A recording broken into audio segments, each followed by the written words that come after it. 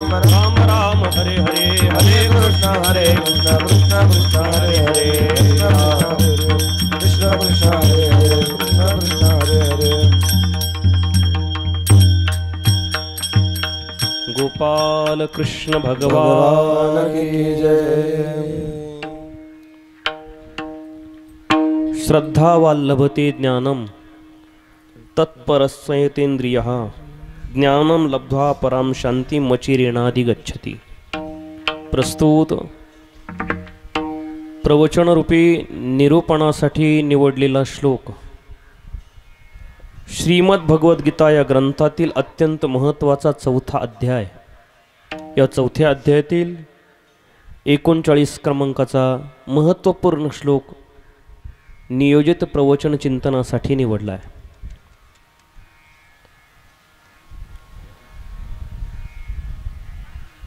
वैकुंठवासी हरिभक्तपरायण ओंकार आप्पा गोपाळ आप्पा सुराडे अंदरसुलकर पूज्य आप्पांच्या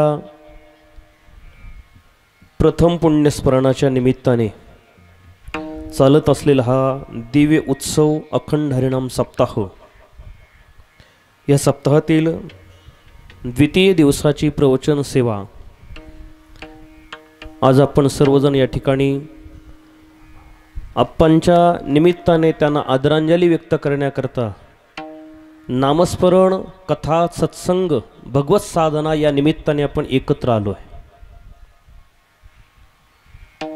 आयुष्यभर सतपथगामी जीवन जगून ज्यांनी भगवंताच्या स्वरूपामध्ये आपला देह विलीन केला, भगवंताच्या स्वरूपामध्ये आपला विलीन झाले असे पूज्य आप्पा, त्यांच्या बाबतीत बोलायचं ठरलं तर वाणी पिकलेली होती, मधुर होती। सहज भजन करताना एखादी चाल एखादा अभंग गायला तर सहज बोलायचे, पण एवढं गोड लागायचं, त्याला कंगोरीच नाही, अत्यंत गोड अत्यंत सुमधुर अशी त्यांची वाणी होती। मवाळ भाषा मीत भाषी असं व्यक्तिमत्व आप्पा होऊन गेले। जास्त कोणाशी बोलायचं नाही, बोलायचं जरी झालं तर देवाविन काही, आता बोलण्याची नाही, देवाशिवाय दुसरं बोलायचंच नाही, आणि बोलायचं असेल तर ते फक्त भगवत साधना मच्चित्ता मद्गत प्राणा बोधयंत परस्परम कथयंतश्च माम नित्यम तुष्यंतीच रमंतीच। देवाशिवाय दुसरी चर्चाच नाही। संपूर्ण जीवन भगवत साधनेमध्ये ज्यांनी घातलं आणि भगवत स्वरूपामध्ये विलीन होऊन ज्यांना आता 1 वर्ष पूर्ण होत आहे, त्यांच्या पाठीमागे ही परंपरा चालवण्याकरता पुढची पिढी पुन्हा त्याच पद्धतीने तयार आहे। आप्पांच्या पुण्यस्मरणाच्या निमित्ताने आपण सत्संग प्रवचनाच्या माध्यमातून त्यांना भावपूर्ण आदरांजली व्यक्त करत आहोत। आजची प्रवचन सेवा थोडीशी आगळी वेगळी रूप दिलं गेलं। हरिपाठ तर आपण घरामध्ये बसून करतोच, हो नाही असं नाही, पण तो जर सर्व समावेशक मंदिरात येऊन आणि सर्वांनी जर गाऊन पावल्या घेऊन नाचून जर केलं तर तो हरिपाठ अजून आनंद देतो। सकाळी स्नान झाल्यानंतर ज्ञानेश्वरी ग्रंथाचं पारायण करतो आपण, ग्रंथराज ज्ञानेश्वरी पारायण होतंय, एकटे करतो, पण तेच आपण सामुदायिक पारायणामध्ये असेल तर तो आनंद द्विगुणित होतो। पण होतं काय, तुकोबराने सांगितलंय, देवाकडे विनंती केली, देवा माझ्या जीवनातल्या या गोष्टी जाऊ दे जेणेकरून मला आनंद प्राप्त होईल साधना करत असताना। कोणत्या? आस भय चिंता लज्जा काम क्रोध तोडावा संबंध यांचा माझा। माझ्या जीवनात ती आस जाऊ दे, आस भय चिंता लज्जा काम क्रोध या गोष्टी जाऊ द्या। नकारात्मक गोष्टी असेल जीवनात परमार्थ साधना करण्याकरता तर त्या नको आहे, तर त्या जाऊ द्या देवा, पण परमार्थ वाढेल, माझ्या जीवनातली भीती नष्ट होईल, लज्जा नष्ट होईल, विकार नष्ट होईल असं मला बनवा। माझ्या अंतःकरणातले विकार जाऊ द्या, येऊ देऊ नका। नयो काम क्रोध द्वेष निंदा द्वंद्व अवघा गोविंद निस्संदेह, अशी अवस्था माझ्या जीवनात यावी, अशी साधना घडावी। आप्पांच्या बाबतीत बोलायचं ठरलं तर आप्पा सुद्धा याच पद्धतीने जीवन जगले, सर्व समावेशक सर्वांच्या मध्ये राहून परमार्थ साधना केली। तरती स लोकांस तारयती. आपण तर तरतोच, पण आपल्याबरोबर इतरांनाही घेऊन चालायचं, ही भावना आप्पांची होती. ते आप्पा आपल्यातून निघून 1 वर्ष झालं भगवंताच्या स्वरूपामध्ये विलीन झाले. त्यांच्या पाठीमागे ही साधना 3 दिवसीय कीर्तन महोत्सव या ठिकाणी होतोय. त्या निमित्ताने आज प्रवचन सेवेला आपण श्लोक निवडला आहे. श्रीमद भगवद्गीतेतील अत्यंत महत्त्वाचा, सर्वांच्या अतिपरिचयाचा सुंदर असा श्लोक आहे. एक आगळं वेगळं प्रवचनाला स्वरूप सांगायचं कारण असं होतं की प्रवचन एकच वक्ता फक्त बोलतो आणि श्रोते श्रवण करतात, पण आज संगीत प्रवचन केलं आहे. आमचे आदरणीय परमस्नेह राहुलजी महाराज असेल, परमस्नेह आदरणीय सागरजी महाराज असेल, आदरणीय आमचे गणेशजी बाबा असेल, तसेच आमचे आदरणीय नरेश महाराज असेल, ऐकणे आपण सर्व महाराजजी या ठिकाणी उपस्थित आहे. मृदंगवादक आहे, बहुश्रुत आपण सर्व श्रोते मंडळी आहात. त्यामुळे दूध गोडच आहे हो, पण त्यात थोडी साखर टाकली तर अजूनच गोड होतं. तसं परमार्थ गोडच आहे, प्रवचन गोडच आहे, पण अजून संगीत त्यामध्ये एकत्र आलं की ते अजूनच गोड लागतं. हा भाव त्यांनी व्यक्त केला. त्यामुळे आज हा छोटासा प्रयत्न संगीत प्रवचनाचा करतोय आपण. आजचा दिवस अत्यंत महत्त्वाचा दिवस आहे. हिंदू सनातन परंपरेमध्ये आजच्या दिवसाला विशेष असं महत्त्व आहे. आजचा दिवस म्हणजे व्यास पौर्णिमा, गुरुपौर्णिमा ज्याला आपण बोलतोय. व्यास महर्षींचे आपले अनंत उपकार आहे. तसे आत्तापर्यंत बोललं जातं 28 युग झाले आणि 28 युगामध्ये 28 व्यास झाले. सर्व वेदांताचार्य असेल, वेदांत आणि प्रतिपादित करणारे असेल, सर्व शास्त्रकर्ते असेल, ग्रंथकर्ते असेल, सर्वांनी व्यासांचीच री ओढली, व्यासांचा मागोवा घेतलाय. विश्वमौली ज्ञानोबा सांगतात व्यासांचा मागोवा घेतो, भाष्यकारा ते वाट पुसतो. व्यास शब्दाचा अर्थ आहे वी प्लस आस. वी म्हणजे विशाल, आस माने बुद्धी. नमोस्तु ते व्यास विशाल बुद्धे फुल्लार विंदाय तपत्र नेत्र येन त्वया भारत तैलपूर्ण प्रज्वालितो ज्ञानमय प्रदीपा. असे व्यास महर्षी हे प्रत्यक्ष भगवंताचं स्वरूप आहे, भगवंताचा अवतार आहे. भगवंताच्या अवताराचे प्रकार सांगितले जातात. मुख्य ते 6 आहे. अंश अवतार, अंशांश अवतार, आवेश अवतार, कला अवतार, पूर्ण अवतार आणि परिपूर्णतम अवतार. व्यास महर्षींचा जो अवतार आहे तो अंशांश अवतार आहे. अंशापेक्षा अधिकतम श्रेष्ठता ज्याच्यामध्ये त्याला अंशांश अवतार म्हणतात, असे व्यास महर्षी आहे. व्यास महर्षी श्रीमद भागवत ग्रंथामध्ये भगवंताच्या अवतारापैकी 28 अवतारापैकी 24 अवतारापैकी 17व्या क्रमांकाचा अवतार हा व्यास महर्षींचा अवतार सांगितला गेला आहे. व्यास महर्षी अर्थात भगवान व्यास, संत व्यास हे अवतरित झाल्यानंतर त्यांनी अनेक ग्रंथांची रचना केली आणि या जगाला मार्गदर्शन केलं आहे. संतांचं कार्यच ते आहे. संत कार्य जगाला ज्ञान देऊन, जगाला विचार प्रक्षेपित करून, जग त्या विचारात सुस्नात होऊन भगवत साधनेकडे जावं आणि या जगाला सुख लाभावं, यासाठी संत अवतीर्ण होतात असतात. जगाला उद्धारून नेण्यासाठी, तरुण नेण्यासाठी मार्गदर्शन करणारे संत आहे. कारण बुडणाऱ्याकडे पाहिल्यानंतर त्यांना कळवळा येतो. हे जग बुडतंय त्या संतांना वाटलं आणि त्यांना कळवळा येतो आणि ते जगाला, बुडणाऱ्या जगाला तरण्यासाठी मार्गदर्शन करतात.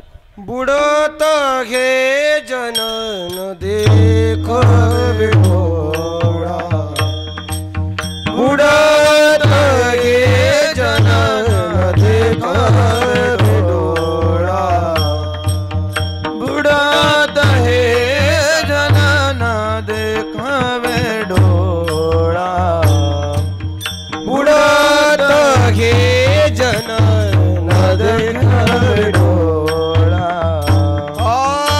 बुडत हे जन न देख विठोळा, बुडत हे जन न देख विठोळा,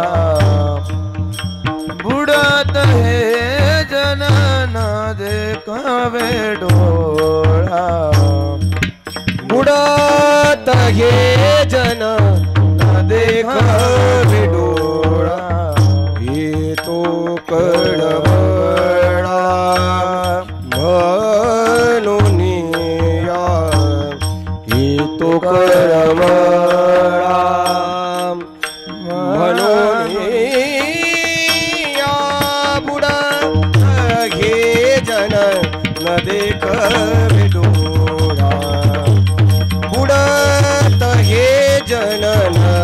देख बेडोळा येतो कळवळा म्हणून या येतो कळवळा म्हणून या बुडत हे जन न देख बेडोळा बुडत हे जन न देख बेडोळा ओ बुडत हे जन न देख बेडोळा येतो कळवळा म्हणून या येतो कळवळा म्हणून या बुडत हे जन न देख बेडोळा येतो कळवळा म्हणून या येतो कळवळा म्हणून या बुडत हे जन न देखवे डोळा जग बुडतंय त्या जगाला योग्य मार्गाला लावण्यासाठी विचार दिले ते संतांनी ते ज्ञान संतांनी दिलंय असे या ज्ञानाचा विचार केला तर हिंदू सनातन परंपरेमध्ये आद्य ग्रंथ वेद आहे अगोदर एकच वेद त्या वेदाचे पुन्हा 3 भाग आणि केले 4 वेद झाले व्यासांनी पुढे ग्रंथ निर्माण झाले आणि ग्रंथ झाले महाभारताची रचना केली महाभारतासारखा एवढा श्रेष्ठ ग्रंथ केला ज्ञानोबरांनी सांगितलंय जगामध्ये जे नाही ते महाभारतात आहे आणि मग महाभारतात जे नसेल ते जगात कुठेच नसेल असं सर्व ज्ञान महाभारतात आलंय एवढंच नाही या त्रैलोक्यामध्ये जेही ज्ञान आहे ते व्यासांच्या मुखातून आलेले व्यासोच्छिष्ट जगत्रय ज्ञानोबराय सांगतात त्रैलोक्यात आलेलं सर्व जे जगातलं ज्ञान आहे ते व्यासांच्या मुखातून आलेलं आहे असे व्यास त्या व्यास पौर्णिमेच्या निमित्ताने ही प्रवचन सेवा योगायोगाने ते निमित्त आहे मानवाला तरुण जाण्याकरता सद्गुरूची गरज आहे जगामध्ये गुरुचा जर विचार केला तर 3 प्रकार आपल्याला गुरुचे बघता येतात गुरु असद्गुरु आणि सद्गुरु गुरु करतात काय जे अज्ञान निवर्तक असतात आणि ज्ञान प्रवर्तक असतात त्यांना म्हणा गुरु जे अज्ञान रूपी अंधकार नष्ट करतात आणि ज्ञान रूपी सूर्य प्रकाशित करतात अर्थात ज्ञान प्राप्त करून देतात त्यांना म्हणावं गुरु असे ते गुरु आहेत या क्षेत्रामध्ये संसारामध्ये दिसणाऱ्या वस्तूबद्दलचं अज्ञान बाजूला करून या संसारातल्या वस्तूबद्दल ज्ञान करून देतात त्यांना फक्त आणि असद्गुरु बोललं जातं अवधूत चिंतन श्री गुरुदेव दत्तात्रयांनी 24 गुरु केले जो जेथीचा घेतला गुण तो म्या गुरु केला जाण ज्या ठिकाणाहून जो गुण घेतला तो गुरु आणि मी केलाय असं वर्णन केलं गेलं नाशिवंत संसाराचं अज्ञान घालवून त्याबद्दल ज्ञान करून देतात त्यांना असद्गुरु म्हणतात आणि भगवान परमात्म्याबद्दलचं अज्ञान बाजूला करून त्या परमतत्वाबद्दल ज्ञान करून देतात त्यांना म्हणावं सद्गुरु जो मेळवी सद्वस्तू ते श्री कृष्ण त्या ते सद्गुरु मानिती नाथबाबा सांगतायत ते सद्गुरु आहे संत सद्गुरु आहे अर्थात ज्ञानोबराय सद्गुरु आहे तुकोबराय सद्गुरु आहे एकनाथ महाराज सद्गुरु संत मंडळी सद्गुरु आहे जगाचे व्यास महर्षी सद्गुरु आहे सद्गुरु त्या सद्गुरूच्या वरती आपली भावना सद्गुरूचे उपकाराची जाणीव म्हणून कृतज्ञता व्यक्त करण्याचा दिवस म्हणून आज गुरु पौर्णिमा हा दिवस साजरा केला जातो आपल्यावर संतांचे उपकार आहे भगवंताचे उपकार आहे मात्या पित्यांचे उपकार आहे मात्या पित्यांचं ऋण फेडण्यासाठी आपण प्रयत्न करतो देवाचे ऋण फेडण्यासाठी प्रयत्न केले पाहिजे आणि सद्गुरूचे ऋण फेडण्यासाठी आपण प्रयत्न केले पाहिजे आईवडिलांच्या ऋणातून उत्तीर्ण होण्यासाठी शास्त्राने परंपरेने सांगितलेले जे विधी आहे ते करा आईवडील जिवंत आहेत तोपर्यंत त्यांचं वचन पाळा आणि ते गेल्यानंतर त्यांच्याबद्दल असलेल्या भावनेला उजाळा मिळावा आणि शास्त्राने सांगितलेले विधी करणं हे आईवडिलांच्यावर असलेल्या ऋणातून उत्तीर्ण होणारी अनेक गोष्ट आहे देवाच्या ऋणातून उत्तीर्ण व्हायचं असेल तर त्या प्रभूचं चिंतन करा त्या प्रभूचं नामस्मरण करा देवाच्या ऋणातून आपण उत्तीर्ण होतोय कारण दिली इंद्रिये हातपाय कान डोळे मुख बोलाया वचन जेने तू जोडसी नारायण नासे जीवपण भव रोग. हे भगवंताने दिलंय ना, हे त्याला मिळवण्यासाठी जर दिलं तर त्याचं भजन करा, आपल्याला त्याच्या ऋणातून उत्तीर्ण होता येतं. दान हा जीव दिला दान तयाचे करीन चिंतन तयाचे करीन चिंतन जग जीवन नारायण जग जीवन नारायण गायीन गुण तयाचे जोया भिवरेच्या तीरी जोया भिवरेच्या तीरी गायीन गुण दयाचे हे जोया भीमरे जातीरी जोया भीमरे जातीरी हा जीव दिला दान तयाचे करीन चिंतन जग जीवन नारायण गायीन गुण तयाचे हा जीव दिला दान तयाचे करीन चिंतन जग जीवन नारायण गायीन गुण दयाचे. भगवंतानी आपल्याला आणि दिलेलं आहे. देवाचे उपकार आपल्याला नष्ट करण्यासाठी, फेडण्यासाठी, कृतज्ञता व्यक्त करण्यासाठी आपण त्याचं चिंतन केलं पाहिजे. देवे दिला देह भजना गोमटा. देवाने देह दिला आहे, कशासाठी दिला? भजनासाठी देवाने गोमटा देह दिला. देवाचे ऋण फेडतात, संतांचे ऋण फेडण्यासाठी. कारण संतांचे आपल्यावर उपकार किती आहे, तर किती उपकार आहे, अनंत उपकार संतांचे. काय सांगू आता संतांचे उपकार, अनंत उपकार आपल्यावर संतांनी केलेले आहे. त्या संतांच्या ऋणातून, संत अर्थात गुरु सद्गुरू, त्यांच्या ऋणातून आपण उत्तीर्ण होण्यासाठी कृतज्ञता व्यक्त केली पाहिजे, काहीतरी सेवा केली पाहिजे, तेव्हा ते संतांचे ऋण फिटतं. या संतांनी काय ऋण केलंय, काय केलंय, काय दिलंय आपल्यासाठी? त्या सद्गुरूने, त्या संतांनी आपल्यासाठी ज्ञान दिलंय. जे ज्ञान भगवत प्राप्ती संबंधाने ज्ञान आपल्याला संतांनी जागृत करून दिलं आहे, त्याची जाणीव आपल्याला संतांनी करून दिली आहे. ज्ञानाचा विचार जर केला तर अध्यात्म ज्ञान, ब्रह्मज्ञान आपल्याला संत देतात, सद्गुरू देत आहेत. संसारातलं ज्ञान आपल्याला उपजत असतं, त्याबद्दल मागण्याची, शिकण्याची गरज नाही. बाळ जन्माला आल्यानंतर आईच्या दूध पिण्यासाठी त्याला शिकवावं लागत नाही. गाईचं वासरू जन्माला आल्यानंतर जर मालक जवळ नसेल तर ते वासरू थोड्या वेळात 10-20 मिनिटांमध्ये उठतं आणि आईच्या स्तनाला लागतं, गाईच्या स्तनाला लागतं.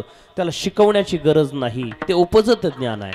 पोट भरण्याचं ज्ञान उपजत ज्ञान आहे, विषयाचं ज्ञान म्हणा ते उपजत आहे. पण भगवत साधना, अध्यात्म ज्ञान हे आपल्याला प्राप्त करावं लागतं. ते प्राप्त करून घेण्यासाठी संत वा सद्गुरू आपल्याला कामाला येतात. सद्गुरूशिवाय, संतांशिवाय आपल्याला ज्ञान मिळत नाही. ज्ञानोबा हरिपाठामध्ये सांगतात, जर भगवत विषयक अनुभव प्राप्त करायचा असेल तर गुरुशिवाय तो आपल्याला अनुभव प्राप्त होत नाही. भगवत विषयक अनुभवासाठी आपल्याला गुरु हवा आहे. गुरुविन अनुभव कैसा कळे. आपण जगामध्ये भगवत साधना करण्याचं आपल्याला कळालंही समजा, आणि आपण तरण्याचा प्रयत्न जरी करू लागलो, स्वप्रयत्नाने आपण उद्धरून जाण्याचा प्रयत्न केला तरी आपला उद्धार होईलच याची आणि शाश्वती नाही.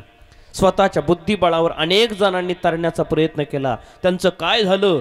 अपमती भजता राया मनिक मग अनिक आपाया माझी पडे. किंवा स्वयंबुद्धीच्या बाही रिघाले तयाची शुद्धीची नाही.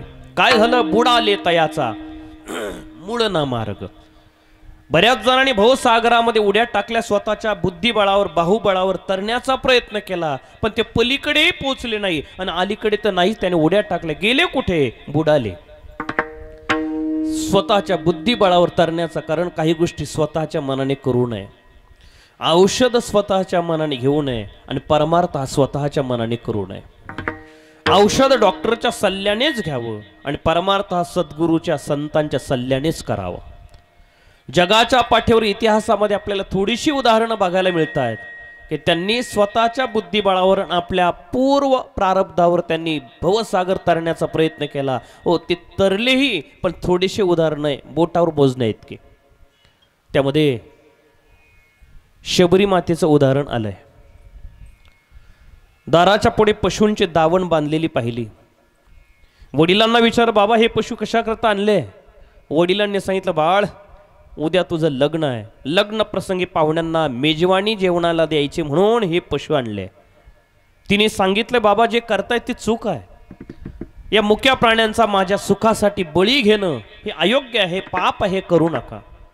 वडिलांनी ऐकलं नाही. वडील सांगता, बाळ तुला कळत नाही, तू छोटी आहे, समाजातल्या रीती रिवाज तुला माहिती नाही, परंपरा माहिती नाहीये. जर पाहुण्यांना योग्य पाहुणचार जर रीतिरिवाजाप्रमाणे दिला नाही तर समाज मला नाव ठेवेल, मला खाली बघावं लागेल. जा घरात जा, झोप. घरात गेली पण झोप आली नाही. विचार करू लागली, माझ्या एकटीच्या सुखासाठी एवढ्या मुक्या प्राण्यांचं वध करणं, बळी घेणं आणि ते पाप आपल्या मस्तकावर, हे कशाला करायचं? वडील तर ऐकत नाही. त्यापेक्षा आपण न थांबलेलं बरं. रात्रीच्या वेळेस पर्णकुटी सोडली, देशाटन केलं. मतंग ऋषीच्या आश्रमात जाऊन अखंड साधना करून परमात्म्याची प्राप्ती करून घेतली. असं एखादंच उदाहरण आपल्याला बघायला मिळतंय. तेही पूर्व कर्म असेल, पूर्व प्रारब्ध असेल. तव साह्य झाला हृदय निवासी, बुद्धी दिली त्यासी नाश नाही, एखाद्याच आहे. नाहीतर ब्रह्मादिक देवांनी सुद्धा भवसागर स्वतःच्या बुद्धिबळावर तरण्याचा प्रयत्न केला. त्यांचं काय झालं? ब्रह्मादिका पार नुल्लंघवे सामर्थ्ये, ब्रह्मादिका पार नुल्लंघवे सामर्थ्ये, ब्रह्मादिका पार नुल्लंघवे सामर्थ्ये, ब्रह्मादिका पार नुल्लंघवे सामर्थ्ये. हो करिता विचार तो हा दृढ संसार, ब्रह्मादिका पार नुल्लंघवे सामर्थ्ये, ब्रह्मादिका पार नुल्लंघवे सामर्थ्ये. करिता विचार तो हा दृढ संसार, ब्रह्मादिका पार नुल्लंघवे सामर्थ्ये, ब्रह्मादिका पार नुल्लंघवे सामर्थ्ये. काय असतं? पाऊस झाला, नदीला पूर आला, रात्रीतून पूर येतो आणि पुराचं पाणी निघून जातं. सकाळी गावात चर्चा होती, आपल्या गावच्या नदीला पूर आला, पूर आला. मग पूर आला म्हटलं, पोरांना बघायला पूर येतो. पोरं नदीवर बघायला जातात, बघ कुठे पूर, कुठे पूर. मग कोण म्हणतात, तो बघ ना, ओ ती रेषा दिसते का, तिथपर्यंत पाणी होतं, त्याला काय म्हणतात, पुराटा. तो पुराटा दिसतो का, तिथपर्यंत पाणी होतं, एवढं पाणी आलं. जसा पुराटा सांगतो की काल पूर येऊन गेला, तसा सर्वांचा आवाज सांगतो की आपण वारीहून आलोय. सर्वांचे आवाज बसले वारीच्या मुळे. ब्रह्मादिका पार नुल्लंघवे सामर्थ्य. ब्रह्मादिक देवांना सुद्धा स्वबळावर तरण्याचा प्रयत्न केला तर त्यांनाही अशक्य झालं. त्याकरता माया तरुण जाणं, हे ज्ञान प्राप्त करणं हे सामान्याचं काम नाही. याकरता गुरुविना अनुभव कैसा कळे.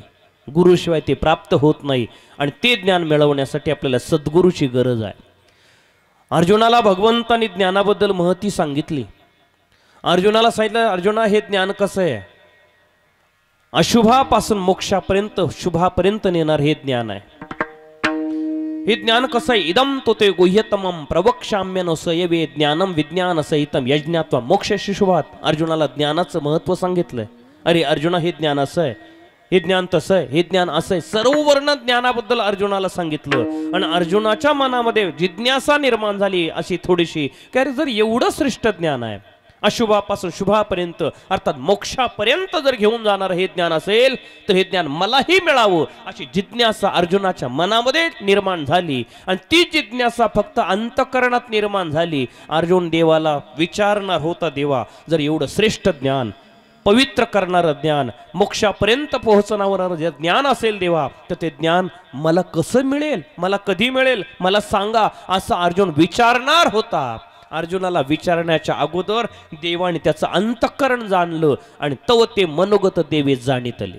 त्याला बोलण्याच्या अगोदर मुखोद्गार शब्दाच्या द्वारे ते बाहेर आलं नाही विचारणं, फक्त मनामध्ये भाव आला आणि भगवंताने जाणलं आणि अर्जुनाला ज्ञानाचे महत्त्व सांगून अर्जुनाला ज्ञान सांगितलं. अर्जुना, अरे हे ज्ञान कसं? तद्विद्धी प्रणिपातेन परिप्रश्नेन सेवया उपदेक्षन्ते ते ज्ञानम ज्ञानिनस् तत्त्वदर्शिनः.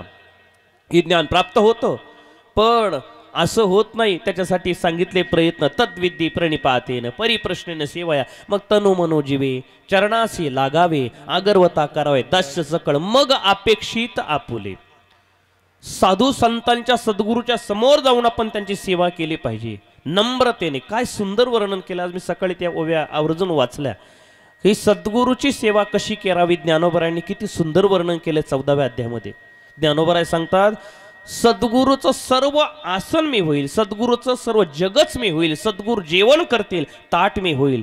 ते जेवण करतील, मी अन्न मी होईल. ते जेवण करणार, ते पाणी मी होईल. एवढंच नाही, सद्गुरूंची शय्या असेल ते शय्या मी होईल. एवढं सर्व काही. जशी पतिव्रता पतीशिवाय तिच्या आणि दुसऱ्या मनामध्ये काही येतच नाही, तसं सद्गुरूशिवाय माझ्या मनामध्ये दुसरं काही येतच नाही. असे ज्ञानोबा एक सद्गुरूबद्दल भावना व्यक्त करताय. अशी मी त्यांची सेवा केली, अशी माझे सद्गुरू, अशी सेवा केली. कितीतरी वर्णन ज्ञानोबरायांनी सद्गुरूबद्दल केलंय. मला वाटतं ज्ञानोबरायांच्या या सद्गुरूच्या बद्दलच्या ओव्या आणि खूप सुंदर, खूप रोचक. म्हणजे ज्ञानेश्वर ग्रंथाला अजूनच आणि खूप वेगळं काही केल्यापेक्षा हे वाचलं की आपलं सार्थक झालं बुवा. एवढं सुंदर ओव्या. सद्गुरूची सेवा केल्यानंतर ज्ञान जर प्राप्त होतं, गुरुच्या सेवेने ज्ञान प्राप्त होतं, मग ते मला ज्ञान प्राप्त व्हावं अशी इच्छा अर्जुनाला निर्माण झाली. आणि मग अर्जुनाला निर्माण झालेल्या इच्छेचं उत्तर देताना भगवान सांगतात, अर्जुना श्रद्धावान लभते ज्ञानम तत्पर संयतेंद्रिय. श्रद्धावानाला ज्ञान प्राप्त होतं. जो श्रद्धा ठेवतो सद्गुरूवर, भाव ठेवतो, त्याला ज्ञान प्राप्त होतं. श्रद्धावान लभते ज्ञानम. आता तसं पाहिलं तर श्रद्धा आणि विश्वास हे दोन शब्द आहे, तसे समानार्थी पण आहे आणि दोघांमध्ये महद अंतर पण आहे. विश्वास आणि श्रद्धा, आपल्याला तो विषय इथे घेणं आणि योग्य नाही जास्त, पण विश्वास, श्रद्धेमध्ये चढ उतार असतो, विश्वास हा अतूट असतो. महाराजांनी भागवत केली कथा, श्रीमद भागवत कथा केली. श्रीमद भागवत कथेमध्ये पण वर्णन आले श्रद्धा आणि विश्वास. किंवा आपण रामायणात बघा, भगवान शंकर परमात्मा आणि पार्वती आईसाहेब. पार्वती आईसाहेब श्रद्धा आहे, भगवान महादेव परमात्मा विश्वास आहे. भवानी शंकर वंदे श्रद्धा विश्वास रूपिणौ याभ्याम विना न पश्यन्ते सिद्ध स्वांतस्थमीश्वरो. भगवान महादेव विश्वास आहे. विश्वास हा अतूट असतो, श्रद्धेला चढ उतार असतं. काय सांगितलंय? विश्वास अतूट असतो, श्रद्धेला चढ. श्रद्धेला जन्म आहे, विश्वास हा अजन्म आहे. याच्याकरता श्रीमद भागवतात सुंदर कथानक आलाय, सुंदर भाग आलाय. काय झालंय? श्रीमद भागवताचा आणि अवतार अर्थात शुकदेवजींचा अवतार करण्यासाठी ते वर्णन आलेलं आहे. हे थोडक्यात सांगून जातो. भगवंताला काही करायचं झालं तर भगवंताचं नारदांच्या द्वारे करतात. नारद महर्षींच्या द्वारे सर्व भगवंताला करायला लागतं. नारद शब्दाचा अर्थ आहे नारम ज्ञानम ददाती, नारम अज्ञानम गती खंडयती इति नारदः. जे अज्ञानाची गती कुंठित करतात, अज्ञानाचा प्रवाह प्रवाहित करतात, चालू करतात, त्यांना नारद म्हणावं. किंवा ना प्लस रद्द, ज्यांनी ठरवलेली गोष्ट कधी रद्द होत नाही त्यांना म्हणावं नारद. आपल्याकडे बोलतात ना कळीचा नारद, हाय का नाही? नारद असे नारद महर्षी फिरत फिरत कैलासाला गेले. आणि कैलासाला गेल्या भगवान महादेव परमात्मा समाधीमध्ये आहे. आईसाहेब गुफेमध्ये आहे. भगवान समाधीत असताना दुरूनच नमस्कार केला आणि आईसाहेबांकडे नारद बाबा गेले. बऱ्याच दिवसानंतर येणं झाल्यामुळे आईसाहेबांना आनंद झाला आणि आईसाहेबांनी नारद बाबांचं दर्शन घेतलं, नारदाने आईसाहेबांचं दर्शन घेतलं. हा विचित्र संबंध आहे. कसा? आईसाहेब सद्गुरू आहात नारद बाबा तुम्ही, म्हणून गुरुचं दर्शन घेतात. नारद बाबा आईसाहेबाकडे पाहतात आणि नारद बाबा आईसाहेब तुम्ही माझ्या आईसाहेबास आईसारखे आहात वयाने, म्हणून मी तुमचं दर्शन घेतो. अतूट संबंध आहे.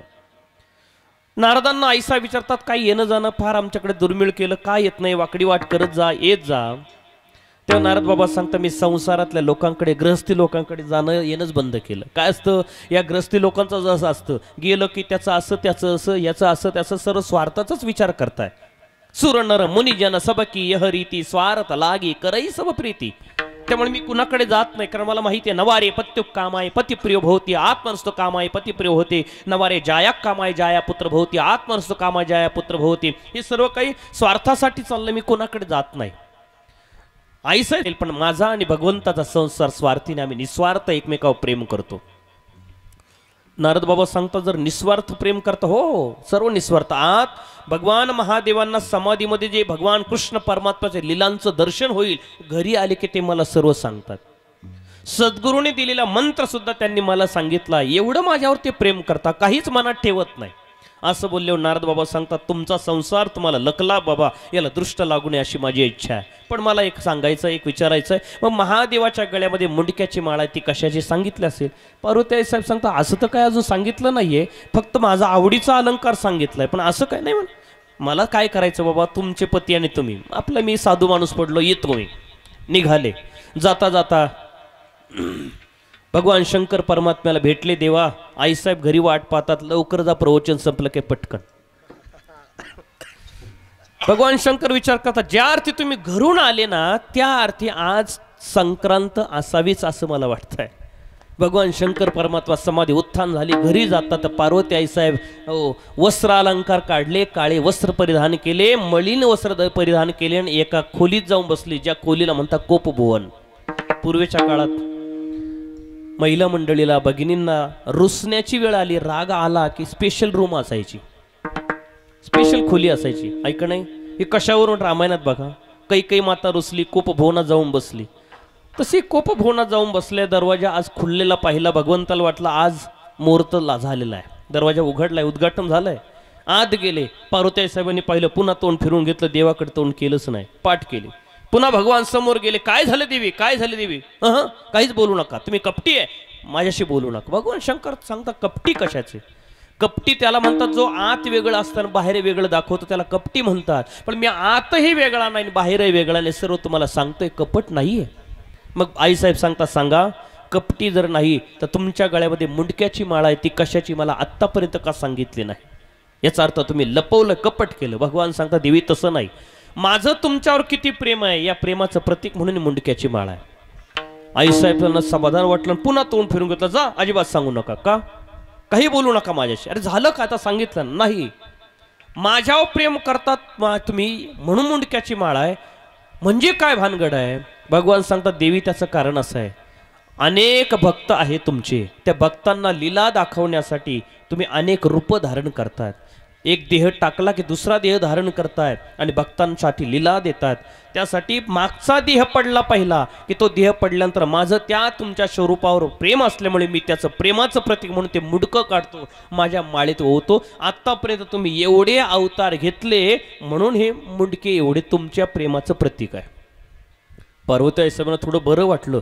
पुन्हा शंका निर्माण झाली, म्हणजे मलाच मरावं लागतं आणि तुम्हाला का जे मरावं लागत नाही? तुम्ही का अशी आहात? अनादी आहात, तुम्हाला मारावं लागत नाही, मलाच का? भगवान सांगतात तसं नाही, तुम्ही अजरामरच आहात, पण भक्तांना लीला दाखवण्यासाठी तुम्हाला यावं लागतं, जावं लागतं. मग तुम्ही का जात नाही भगवंताला विचार. भगवान सांगता माझं जाणं येणं नाही का? अजो नित्य शाश्वतोयम पुराण, मी असा आहे सच्चिदानंद रूपाय विश्वोत्पत्त्याधेतवे तापत्रय विनाशाय श्रीकृष्णाय वयम नमः. मी असा आहे, मला जाणं आहे, पण का तुम्ही का जात नाही? भगवान सांगतात देवी त्याचं कारण आहे, मी एक औषधी आणि प्राशन करतोय. एक औषध मी सतत मुखामध्ये घेतल्यामुळे, प्राशन केल्यामुळे मला जाणं येणं नाही. हो असं बोलल्या पार्वती आई साहेब सांगतात सांगा मग कोणतं औषध तुम्ही घेताय? कोणतं औषध तुम्ही घेतलंय जेणेकरून तुम्हाला जावं यावं लागत नाही, मला जावं यावं लागतं? भगवान शंकर परमात्मा सांगतात देवी प्रभू राम परमात्म्याचं नाव माझ्या मुखामध्ये धारण केलंय, सतत मी भजन करतोय आणि ते भजन केल्यामुळे मला येणं जाणं नाही. आणि महादेव परमात्मा सतत रामाचं भजन करतायत. राम पूजी सदाशिव भजन करी, भजन करी महादेव देव, भजन करी महादेव देव, भजन करी महादेव देव, भजन करी महादेव महादेव, भजन करी महादेव महादेव, भजन करी महादेव देव, भजन करी महादेव देव, भजन करी महादेव. राम सदाशिव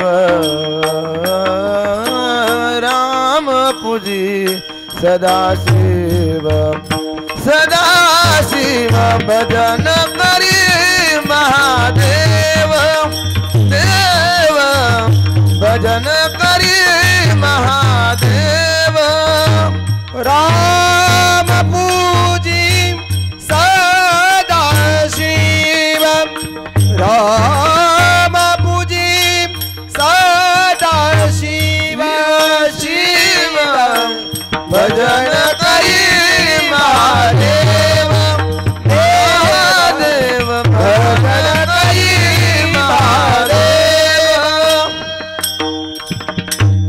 राम पूजी सदाशिव भजन करी महादेव. हे रामरूपी अमृत मी प्राशन केल्यामुळे मला पुन्हा यावं जावं लागत नाही. अर्थात भगवान परमात्मा विश्वासाचं प्रतीक आहे आणि पार्वती आईसाहेब श्रद्धेचं प्रतीक आहे. विश्वासा अतूट आहे, विश्वासाला जन्म नाही, तो अजन्म आहे. श्रद्धेला चढ उतार आहे. श्रद्धेचा विचार केला, एखाद्या महाराजांच्या वरती आपण श्रद्धा ठेवली, उद्या आपण ती श्रद्धा आपली कमी होऊ शकते, दुसरीकडे जाऊ शकते. पण विश्वासा अतूट आहे. आई वडिलांनी सांगितलं, आईने सांगितले तुझे वडील आहे, प्राण जाईपर्यंत तो मुलगा हेच माझे वडील आहे, विश्वासाने ठेवतोय. का? विश्वास अजन्म आहे, अतूट आहे. श्रद्धेला चढ उतार आहे, श्रद्धा कमी जास्त होऊ शकते. मग आपल्याला ज्ञान प्राप्त करायचं आहे, सद्गुरूवरती आपल्या संतांच्या वरती विश्वासपूर्वक श्रद्धा ठेवा, विश्वासाने श्रद्धा ठेवा. श्रद्धेने ज्ञान प्राप्त होतो. श्रद्धा वाल्लभते ज्ञानम. ज्ञान भगवान सांगता श्रद्धावानाला ज्ञान प्राप्त होतं. सद्गुरूवर श्रद्धा असावी, संतांच्यावरती श्रद्धा असावी आणि ज्ञानावरही श्रद्धा असावी. पण ज्ञान कोणतं? सद्गुरूंच्याकडे कोणतं ज्ञान आहे, संतांच्याकडे कोणतं ज्ञान आहे? संत म्हणजेच ज्ञान आणि ज्ञान म्हणजे संत. संत तेथे विवेका, ज्या ठिकाणी संत आहे ते चालते ज्ञानाचे बिंब, तयाचे अवयव सुखाचे कोंब, एर माणूसपण भांब लौकिक. संत हे ज्ञान आहे, चालते बोलते ज्ञानाचे प्रतिबिंब आहे. ज्ञानोबर आहे, ज्ञान आहे. ज्ञानेश्वर शब्दाचा अर्थ आहे ज्ञानस्य ईश्वर आहे ती ज्ञानेश्वर हा. जे ज्ञानाचे जे ईश्वर आहे त्यांना ज्ञानेश्वर म्हणा. किंवा ज्ञानोबरायांच्या बाबतीत बोलायचं ठरलं, ज्ञानोबराय ज्ञानाचे धनी आहे. ज्ञानोबराय नुसते ज्ञानाचे ईश्वर, ज्ञानाचे धनी आहे. का? रेडा बोलत नाही, जगाचा नियम आहे, संसाराचा नियम आहे, रेडा बोलत नाही. पण ज्ञानोबरांनी रेडा बोलवला, त्या ज्ञानाला सांगते, ज्ञाना जा ते रेड्याच्या मुखाचा स्वीकार कर, अंगीकार कर, आणि तिथून बाहेर येते. ज्ञानाने हुंच न करता रेड्याच्या मुखाचा अंगीकार केला आणि त्या रेड्याच्या मुखातून मैसी पुत्रा मुखे बोलवणे श्रुती. का? ज्ञानोबरा ज्ञानाचे धनी आहे, ज्ञानाचे मालक आहे. हो, ज्ञानोबराय ज्ञान आहे. ज्ञानोबराय म्हणजे कोण? ज्ञानालाच फुटलेले हातपाय म्हणजे ज्ञानोबराय. चालतं बोलतं ज्ञानाचं प्रतिबिंब म्हणजे ज्ञानोबराय. असे ज्ञानोबराय अधिकृत संत आहे, त्यांच्याकडे विचार आहे, त्यांच्याकडे ज्ञान आहे. ते ज्ञान कोणतं? ते अध्यात्म ज्ञान आहे.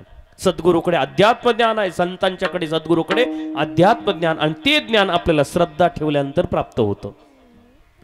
सद्गुरूवर श्रद्धा, संतांच्या वरती श्रद्धा ठेवल्यावर ज्ञान प्राप्त होतं, अध्यात्म ज्ञान प्राप्त होतं. अध्यात्म ज्ञान आणि संसारातल्या ज्ञानात फरक काय तेवढा बघून आपण थांबूया. संसारातले इतर जे आपण ज्याला म्हणतात पुस्तकी ज्ञान, पुस्तकी ज्ञान या क्षेत्रातलं संसारातलं कितीही मिळालं तरी ते आपल्याला उद्धार करण्याकरता कारण नाही. आणि अध्यात्म ज्ञान एक मिळालं, इतर संसारातले ज्ञान नसेल तरी त्याचा उद्धार झाल्याशिवाय राहत नाही. हे कशाप्रमाणे ज्ञानोबरायांनी उदाहरण दिलं, मोरा अंगी असोसे पिसे असती डोळसे. ज्ञानोबराय सांगता मोर आहे, मोराच्या पिसाऱ्यावर अनेक आणि डोळे आहे, पंखावर अनेक आणि डोळे आहे, आणि समोर दोन डोळे आहे. ज्ञानोबराय सांगता त्या मोराची समोरची दृष्टी बंद करा, दोन डोळे बंद करा, आणि मोराला सांगा तुझ्या पंखावर पिसाऱ्यावर अनेक डोळे आहे, जा बरं मागे, सर बरं मागे, दिसतं का? मोराला दिसणार नाही. का? डोळे नाही का? अनेक डोळे आहे पंखावर, पण ते दिसण्याच्या लायक नाही. दिसण्याच्या लायक समोरची दृष्टी आहे. तसं संसारातलं जे ज्ञान आहे, संसारातले ज्ञान पोट भरण्याचं ज्ञान आहे, भाजी भाकरीचे ज्ञान आहे. पण ग्रंथामध्ये संत आणि सद्गुरूच्या मुखाद्वारे आलेले जे ज्ञान आहे त्याला अध्यात्म ज्ञान वा ब्रह्मज्ञान म्हणा. ते अध्यात्म शक्ती आहे, ब्रह्मशक्ती आहे, ब्रह्मज्ञान आहे. ते ज्ञान कसं? उदाहरण बघू. श्री संत एकनाथ महाराजांचा मुलगा हरिपंडित काशीला अभ्यास करून तो विद्वत्ता प्राप्त करून पैठणला आला. नाथबाबांच्या वाड्यामध्ये भागवत चालायचं, पुराण चालायचं. अनेक लोक जाती धर्मातले लोक यायचे, कथा श्रवण करायचे, पुराण श्रवण करायचे आणि तिथंच पंक्ती धरायचे.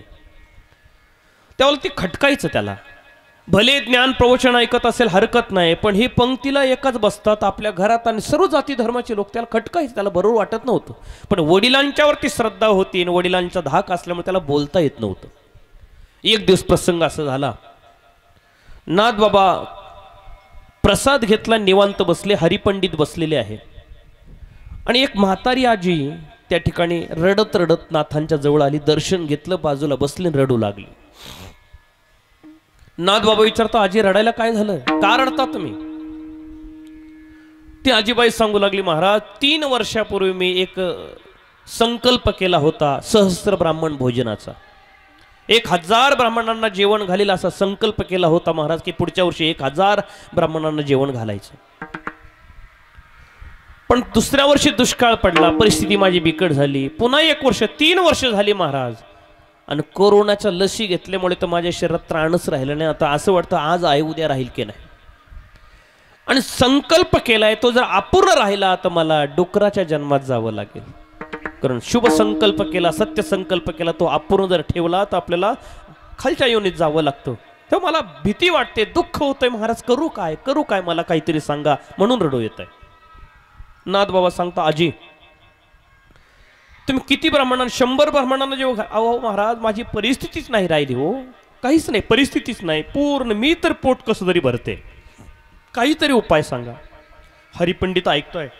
नाथबाबांनी आजीला सांगितलं, आजी एका ब्राह्मणाला जेव घालाल का? नाथबाबांना ती आजी सांगते, महाराज एकाला तर भाजी भाकरी, मीठ भाकरी, कोणी मी जेव घालेल, काही काळजी नाही. माझी एक काम करा, मला आज तुम्ही निमंत्रण द्या, उद्या तुमच्या घरी मी जेवण करायला येतो. शिदा द्या, माझ्या हाताने मी स्वयंपाक करतो, मी स्वयंपाकी आहे. प्रसाद घेणार आणि 1000 ब्राह्मण जेवले तर तुम्हाला पुण्य मिळेल. असं बोलल्यावर आजीचं रडू तर गेलं, आजी उड्याच मारू लागली, ऐका नाही, हसू लागली. आनंद वाटला आजीला, का संकल्प पूर्ण होतोय, आपली इच्छा पूर्ण होते, चांगली गोष्ट आहे, दुःख होणार नाही. आजीला आनंद झाला. ऐका, तू काम नाही, वृद्ध होती तरणे रे, तसं काम झालं. नाचतच आजी आणि बाबा या बरं का, उद्या या बरं का, मी वाट बघते. आजी घरी गेली. ती घरी गेली, पण ते प्रसंग पाहिला आणि हरिपंडिताला चर्चा करायला वाटली. हरिपंडित बाबांकडे आला, बाबा एक विचारू म्हणे, विचारा, मला प्रश्न आहे. तुम्ही एकटे जेवल्यानंतर 1000 ब्राह्मण जेवल्याचं पुण्य मिळतं, हे मला खटकतंय. नाथबाबा सांगतात, नको सुपीक डोकं लावू, जाऊ दे, नाही मला ते नाही म्हणायचं, पण तुम्ही एकटे जेवल्यावर 1000 ब्राह्मण जेवल्याचं पुण्य मिळणार, हे कसं मला पटवून द्या. नाथबाबा सांगता, अरे जाऊ दे, तिच्या मनातलं दुःख होतं, घालवं होतं, काहीतरी कारण सांगावं लागत होतं, निमित्त केलं, जाऊ दे, एक काम कर, उद्या मी स्वयंपाक करण्याकरता मदत म्हणून तिच्या घरी तू आणि चल जेवायला, स्वयंपाक करायला मदत कर, मी जेवण करतो. हरकत नाही. सकाळी सकाळी लवकर उठले, आजी वाट बघते, बाबा येणार, नाथ महाराज येणार. हरिपंडित आणि नाथबाबा आजीच्या घरी गेले. त्या आजीने शिदा पाणी सर्व दिला आणि हरिपंडितांनी नाथबाबाने नामचिंतन करत करत स्वयंपाक तयार झाला. स्वयंपाक तयार झाल्यानंतर नाथबाबा सांगता, हरी ती पत्रावळी आण, माझ्या पुढे वाढ, सर्व पदार्थ वाढ, मी प्रसाद घेतो. हरिपंडितांनी एक पत्रावळी आणली, नाथबाबांच्या समोर ठेवली आणि सर्व पदार्थ वाढले.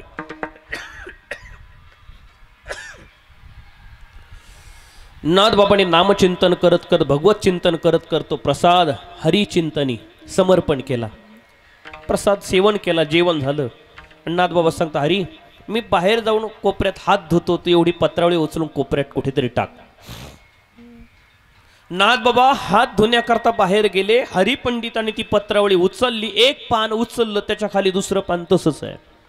बरं खरकट तसंच, जसं जेवण केल्यासारखं. हरिपंडित विचार करतो, आपण एकच दिलं होतं, दुसरं आलो कुठून, पण जाऊ द्या, एकाला एक चिकटलेलं असेल. दुसरी पत्रावळी उचलली, पुन्हा तिसरी तशीच आहे, चौथी उचलली, पाचवी उचलली, एक एक खाली निघते. मोजून 1000 पत्रावळ्या निघाल्या आणि हरिपंडितांनी नाथबाबांना साष्टांग दंडवत घातला. याला म्हणतात अध्यात्म विद्या असलेले सद्गुरू, अध्यात्म ज्ञान असलेले संत. हे अध्यात्म ज्ञान प्राप्त झालेले संत आहे, हे अध्यात्म ब्रह्मविद्या प्राप्त झालेले सद्गुरू आहे. ओ, ह्या सद्गुरूने ठरवलं तर काय होत नाही, काय होत नाही त्यांनी ठरवलं तर सर्व काय होतं. काय नव्हे, सर्व काय होतं त्यांनी ठरवलं ना. संतांनी ठरवलं तर तुका म्हणे आले, समर्थाचे म्हणा जरी होय राणा रंक त्याचा. मग अज्ञानी आपण त्यांच्यावर श्रद्धा ठेवून त्यांच्या चरणाजवळ गेलो तर ते आपल्याला ज्ञान देणार नाही का? ते देणार ज्ञान, कारण त्यांनी स्पर्श केला, त्यांनी आपल्याकडे पाहिले, कृपादृष्टी केली तरी आपल्याला ज्ञान प्राप्त होतं. ज्ञान प्राप्त करण्याच्या 3 पद्धती सांगितल्या सद्गुरूकडून. अनुग्रहाच्या पद्धती आहे. एक दृष्टीद्वारे अनुग्रह करणं, एक आलिंगन देऊन अनुग्रह करणं अर्थात आलिंगन देणं, आणि एक मस्तकावर हात ठेवून आणि अनुग्रह करणं. 3 पद्धती आपण पाहतोय. जगद्गुरु तुकोबराय सांगतात, माझ्या सद्गुरूंनी पहाटे स्नानाला जात असताना भेट झाली आणि माझ्या मस्तकावर हात ठेवला. सापडविली वाटे जाता गंगा स्नाना, मस्तकी तो जाना ठेविला कर. ऐकणे आपल्यामध्ये सद्गुरूमध्ये तयार झालेले साधनेने जी तपश्चर्या आहे, पुण्य आहे, ते आपल्या शिष्याच्या मस्तकावर हात ठेवून व्हायब्रेशनने सप्लायर करणं हा अनुग्रहाचा पहिला एक प्रकार आहे. दुसरा प्रकार आहे कृपा कटाक्ष निहाळिले आपुले पदी बैसविले. कृपेचा कटाक्ष सद्गुरूने करावं आणि शिष्याला ते लाभ व्हावा, हा दुसरा प्रकार आहे. आणि तिसरा प्रकार आहे हृदया हृदय एक झाले, ये हृदयचे ते हृदय घातले, द्वैत न मोडिता केले आपण आईशी अर्जुना. अशी अवस्था, अर्थात हे 3 प्रकार आहे अनुग्रहाच्या पद्धती, कृपा करण्याच्या पद्धती आहे. आपण श्रद्धा ठेवा, ते आपल्याला देतात. कारण जगामध्ये संतांसारखा सद्गुरू सारखा श्रेष्ठ कोणीच नाही, साधू सारखा श्रेष्ठ कोणी नाही. साधू थोर जाना, साधू थोर जाना. सद्गुरु वाचोनी संसारी तारक, नसेची निष्ठक कोणी, नसेची निष्ठक कोणी, नसेची निष्ठक कोणी. सद्गुरु वाचुनी संसारी तारक, नसेची निष्ठक कोणी, नसेची निष्ठक कोणी, नसेची निष्ठक कोणी.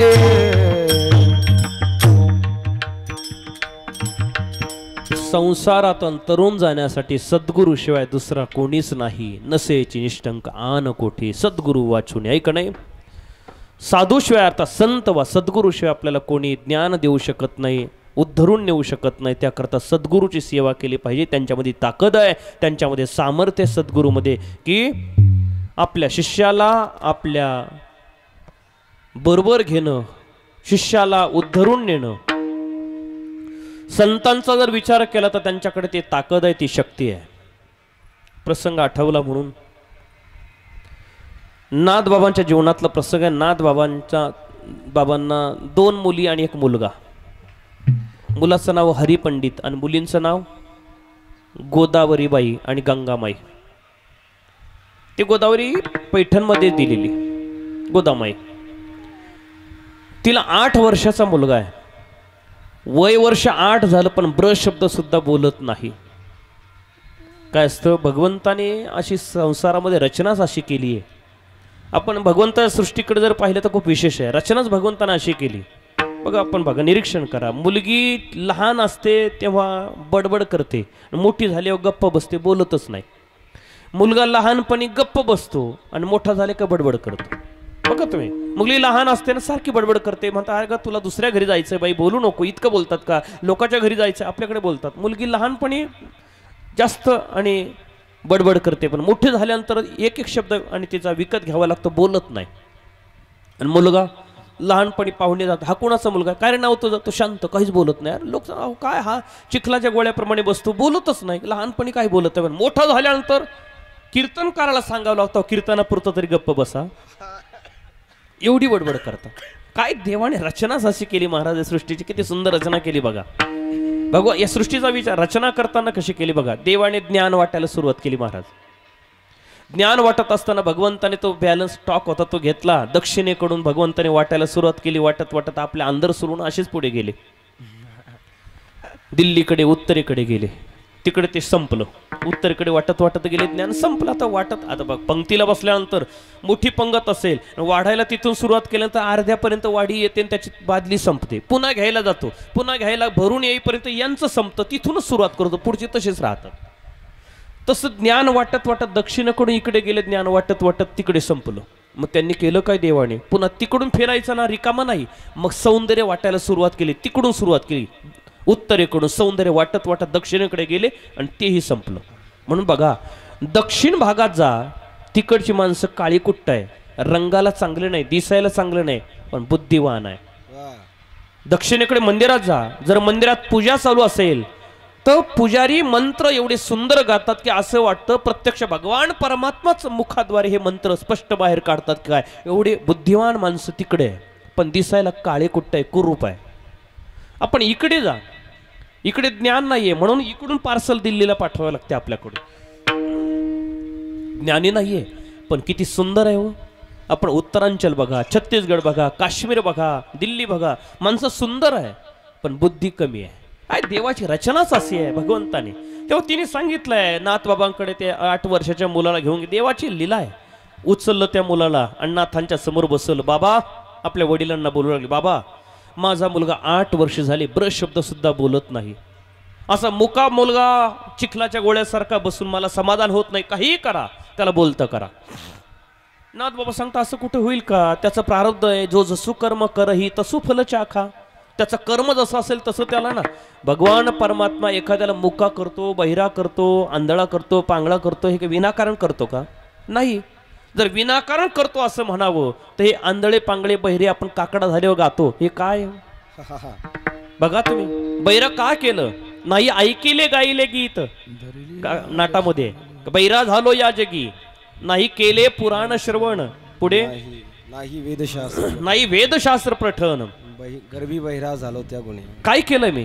नाही संत कीर्ती श्रवणी आली, नाही साधू सेवा घडी आली. ऐक नाही, या सर्व गोष्टी केल्यामुळेच मी बहिरा झालो. काय? माता माऊली पाचारिता, शब्द नाही दिला मागुता, बैरा झालो नरदेही येता, एका जनार्दनी स्मरण आता. मुका का झालो? नाही संत कीर्ती, मुका झालो होण्याच काय? साधू संतांची निंदा केली, हरिभक्तांची स्तुती नाही केली, तेने वाचा पंगू झाली, एका जनार्दनी कृपा लादली, मुका झालो.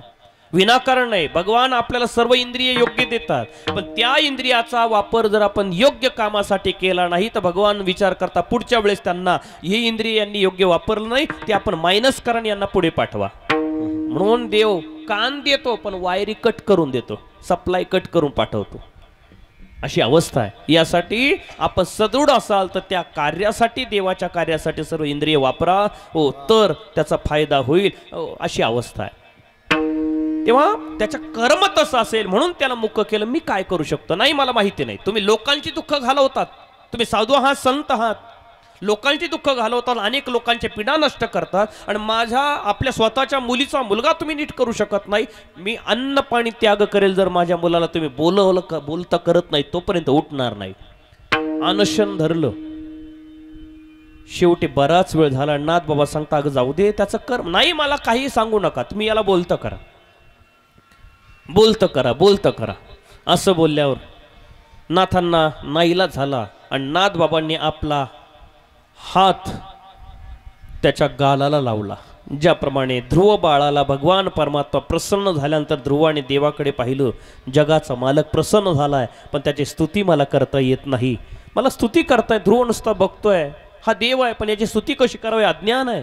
या भगवंतानीच विचार केला, याला माझी स्तुती करायची आहे, याला ज्ञान नाही. आपला कपोल शंख घेतला, त्याच्या गालाला लावला, तर ब्रह्मांडातलं सर्व ज्ञान त्याच्या हृदयामध्ये स्थित झालं. आणि भगवान परमात्म्याचे ध्रुवबाळ स्तुती करू लागला. योंतः प्रविश्य मम वाचि मिमां प्रसूतां संजीव यत्यखिल शक्ती धरस्वधामना अन्यांशहस्त चरण श्रवणत्वगादीन प्राणा नमो भगवते पुरुषाय तुभे. हे देवा, माझी वाणी प्रसूत नव्हती, अप्रसूत होती, पण तुमच्या कृपेमुळे ती प्रसूत झाली आणि तुमच्यामुळेच बोलू लागली. मुकम करोति वाचालम पंगुम लंघयते गिरिम यत्कृपा तमहम वंदे परमानंद माधवम. देवा, तुमच्या कृपेने झालंय. तसं नाथ बाबांनी स्पर्श केला आणि ते बाळ एवढं सुंदर, शुद्ध, स्पष्ट, अस्खलित मराठी बोलू लागलं. पुढे महान कवी बनलं, मराठी कवी. त्यांचं नाव कवी मुक्तेश्वर.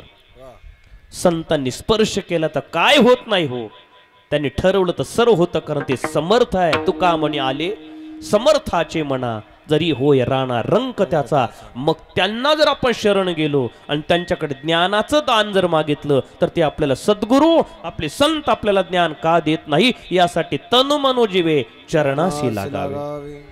श्री संतांचे माता चरणावरी साष्टांग हे करी दंडवत. हो, यासाठी आपण त्यांना या पद्धतीने जर शरण गेलो तर निश्चितच आपल्याला ते ज्ञान पैगा बरवे ते ज्ञान प्राप्त होईल. पण कसं? श्रद्धा ठेवा, विश्वास ठेवा, त्यांना शरण जा, सेवा करा, आणि मग श्रद्धा वल्लभते ज्ञानम तत्पर सयतेंद्रिया ज्ञानम लब्ध्वा पराम शांती मचिरणाद. या ज्ञानाचा परिणाम असा आहे, हे ज्ञान आपल्याला शाश्वत शांती देणार आहे, आत्यंतिक दुःखाची निवृत्ती आणि परमानंदाची प्राप्ती करून देणार जे ज्ञान आहे ते ज्ञान आपल्याला सद्गुरूकडून आपल्या संतांच्याकडून मिळतं. अशा संतांना आपण विनवणी करूया, त्यांची सेवा आपल्या मनोभावी आपण करूया आणि त्यांच्यावर श्रद्धा ठेवून त्यांच्याकडून आपण ज्ञानाचं दान मागूया की बस मला एवढंच ज्ञान द्या की या मानवी देहाची इति कर्तव्यता व्हावी आणि माझ्याकडून सत्संग घडावा, सतत नामचिंतन घडावं, भगवत स्वरूप मला प्राप्त व्हावं अशी अपेक्षा करूया. पूज्य बाबांच्या निमित्ताने आपण वैकुंठवासी हरिभक्तपारायण ओंकाराप्पा गोपाळाप्पा सुराडे अंधरसुलकर बाबांच्या प्रथम पुण्यस्मरणाच्या निमित्ताने या ठिकाणी सेवा केली. सर्व संत मंडळींनी सहकार्य केलं. आपण बहुश्रुत मंडळी बहुसंख्येने हजर आहात. आपण या ठिकाणी सेवा श्रवण केली.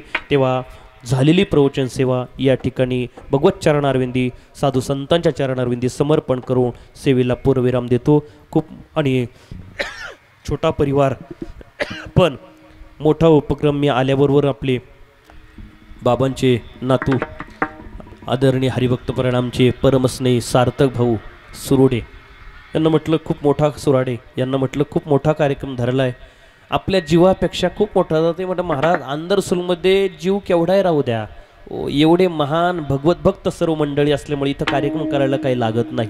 साथ करणारे सर्व ग्रामस्थ असतात, माता भगिनी असतात, सर्व जसा फक्त करंगळी भगवंताने लावायची, बाकीचे आपापल्या परीने काठ्या लावतात, कोणी हात लावतात, खांदे लावतात, त्या पद्धतीने कार्यक्रम होतो. आणि बाबांनी तर सर्वांच्या मध्ये आपला परमार्थ साधना केली, त्यामुळे इथं काही कमी पडत नाही. सर्व ही सहकार्य करणारी त्यांची मंडळी, वारकरी मंडळी आहे, भजनी मंडळ आहे, गावातील सर्व माता भगिनी असेल, सर्व मदत करतात. आमचे राहुल महाराजांनी त्यांना अजून सांगितलं काही काळजी नाही, होऊन जाईल, होऊन जाईल. आमचे सागर महाराज असेल, होऊन जाईल म्हटलं का होतच आहे. परमार्थाचं कार्य आहे, फक्त संकल्प केला, सत्य संकल्पाचा दाता नारायण सर्व करी पूर्ण मनोरथ, तो परमात्मा ते मनोरथ पूर्ण करतोय. तेव्हा हा सुंदर असा कार्यक्रम या ठिकाणी चालू आहे. बाबांना भावपूर्ण आदरांजली व्यक्त करतो. बाबांना परमात्म्याने आपल्या चरणात जागा दिलीच आहे, यात शंका नाही.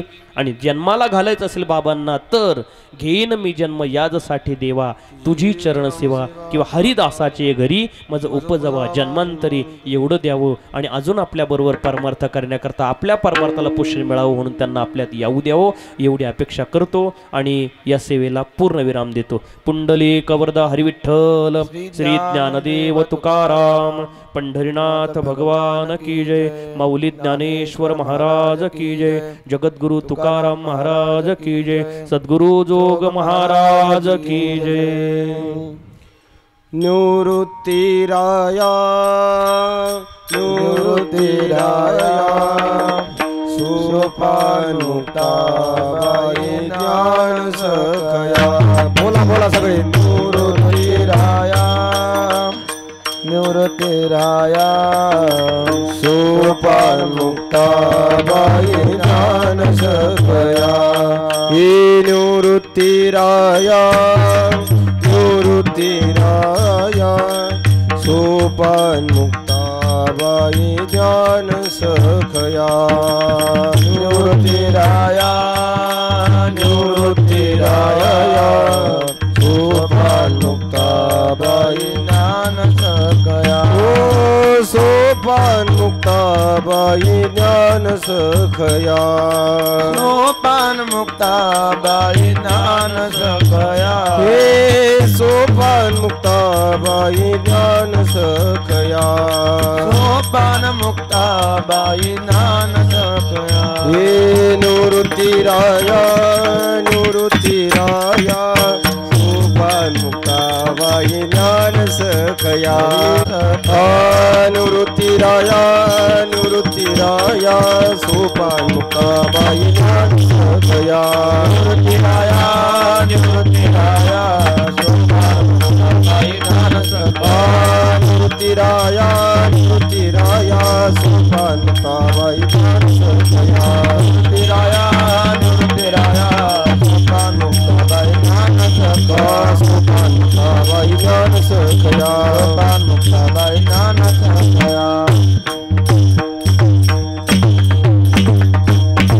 पुंडली वरदा हरी विठ्ठल श्री ज्ञानदेव तुकाराम पंढरीनाथ भगवान की जय माऊली ज्ञानेश्वर महाराज